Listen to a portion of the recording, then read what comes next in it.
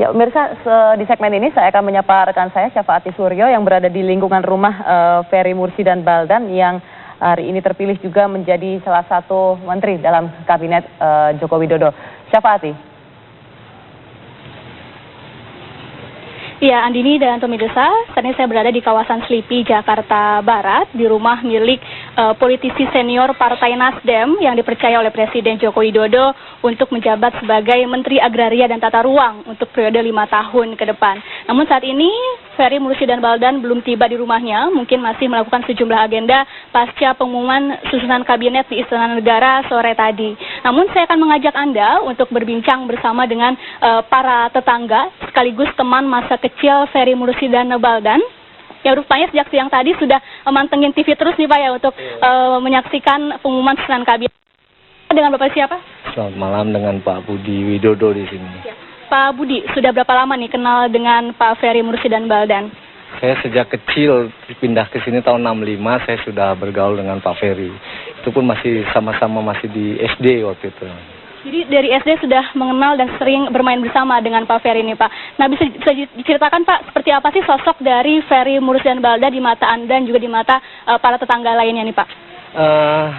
Beliau terlihat sejak kecil udah ada tanda-tanda sebagai politikus karena sering baca koran, kalau pagi baca koran. Terus dalam kepemimpinan juga dia termasuk mendirikan satu bola di sini, klub bola di Blok K ini juga dia yang mendirikan gitu. Ya. Jadi hobi membaca, berolahraga bersama, selain itu apa saja Pak yang sering dilakukan Pak Ferry dengan teman-teman di sini Pak pada saat remaja dan pada masa kecil dulu Pak? Beliau senang nongkrong-nongkrong walaupun banyak kesibukannya, dan beliau juga banyak sekali untuk melakukan kegiatan-kegiatan keremajaan waktu itu. Aja. Ya. Nah Pak Budi, berarti saat ini tetangganya sudah jadi menteri nih Pak ya nih. Lalu apa nih Pak harapannya untuk Pak Ferry Mursidan Baldan sebagai Menteri Agraria dan Tata Ruang Pak?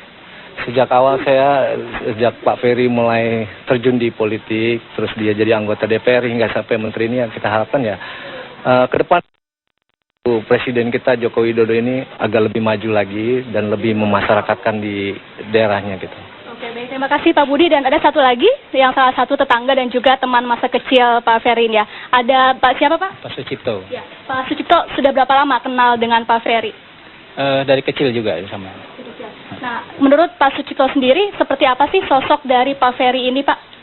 Kalau untuk dari kecilnya Pak Ferry itu kelihatannya sudah banyak menonjol dibandingkan teman-teman yang lainnya, terutama untuk dari segi ilmu pengetahuannya tentang olahraganya dan juga tentang sosial kemasyarakatannya nih. Nah Pak, lalu apa nih Pak? Apakah ada yang ingin diucapkan kepada Pak Ferry, entah itu harapannya ataupun ucapan selamat dan sebagainya Pak? Saya ucapan selamat kepada Bang Ferry Mursidan Baldan yang telah dipilih oleh Pak Jokowi untuk menduduki Menteri Agraria dan Tata Ruang. Semoga amanah ini dapat bekerja dengan baik dan semoga Indonesia ke depan menjadi negara yang lebih maju dalam segi agrarianya. Amin. Terima kasih Pak Sucipto dan Pak Budi atas waktu informasinya. Dan pemirsa, Ferry Mursidan Baldan sendiri ini adalah pria kelahiran Jakarta berusia 53 tahun. Ferry Mursidan Baldan pernah menjabat sebagai anggota DPR RI Komisi 2 dan kemudian menjadi politisi Partai Nasdem dan sekarang akhirnya terpilih sebagai Menteri Agraria dan Tata Ruang untuk 5 tahun ke depan. Kementerian Agraria ini memang sempat dihapuskan pada masa era Abdurrahman Wahid dan kemudian dihidupkan kembali oleh Presiden Joko Widodo dan kemudian Presiden Jokowi menitipkan amanah ini kepada Ferry Mursidan Baldan. Demikian, kembali ke studio. Baik, terima kasih Syafaati Suryo atas laporan Anda.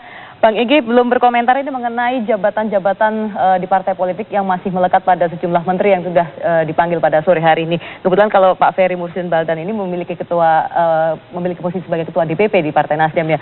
Menurut Anda bagaimana nanti kira-kira akan dilepaskan atau tidak ya?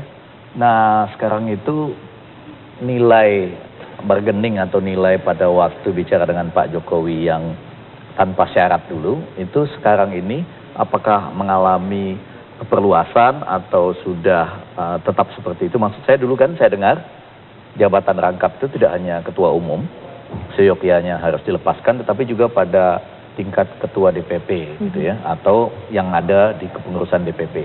Jadi siokianya memang kalau mau tetap stick atau setia pada tanpa syarat, tapi apa yang dipersyaratkan Jokowi, tanpa ada negosiasi tambahan lain-lain, ya mestinya barangkali untuk lebih efektifnya kabinet kerja ini mungkin harus dilepaskan. Tapi Anda menjadi masih menarik, melihat kabinet ini masih kabinet tanpa syarat? tanpa syarat atau tidak, yang agak menarik bagi saya adalah saya suka mengamati gestur ya, karena bagian kami ilmu komunikasi. Kalau Pak Ihsanuddin Nursikon langsung fakta data plek. Kadang-kadang konteksnya jadi kami lihat. Seperti pada waktu tadi misalnya saya tertarik melihat bahwa Ibu Puan berjalan agak pelan, yang paling kencang larinya tadi Yudi Krisnandi. Ketika semua orang harus berlari misalnya. Nah, pada waktu dipanggil oleh Pak Jokowi itu, teman-teman kita ada juga yang datang kemudian sesudah itu, walaupun mereka fungsionaris partai pada jabatan-jabatan tinggi DPP dan lain-lain, ketika ditanyakan misalnya apa tadi hasil perbincangan dengan Pak Jokowi, mereka malah bilang begini misalnya ya, Pak Jokowi menanyakan kepada kami apa kompetensi kami gitu. Itu menurut saya wow. Wow-nya kenapa? Nah, ditahan dulu ya Bang Egy ya. Kita harus jeda terlebih dahulu. Breaking news masih akan kembali pemirsa setelah jeda pariwara berikut ini.